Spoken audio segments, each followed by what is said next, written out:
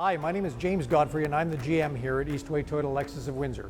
I'd like to welcome you to Eastway Toyota today, and in so doing, I'd also like to introduce you to the 2019 Toyota Rav4. The 2019 Toyota Rav4 is our #1 selling SUV. Not only is it our #1 selling SUV, it's the #1 selling SUV in the country of Canada. With that in mind, there's three main features that I'd like to talk about as well. Toyota has introduced over the last couple of years the Toyota Safety Sense, which includes features that will help you drive and help you stay safe on the road. One of the primary systems involves the pre-collision avoidance system.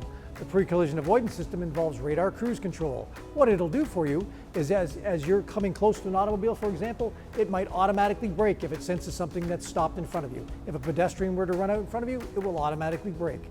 It'll actually help you drive your car. It'll help you stop and avoid circumstances that might cause harm or injury to you or your vehicle. As well, the vehicle comes with lane departure warning. Lane departure warning will tell you when you're actually moving or straying from a lane. It also comes with lane trace assist. Lane trace assist will actually help you stay inside your lanes as you're driving.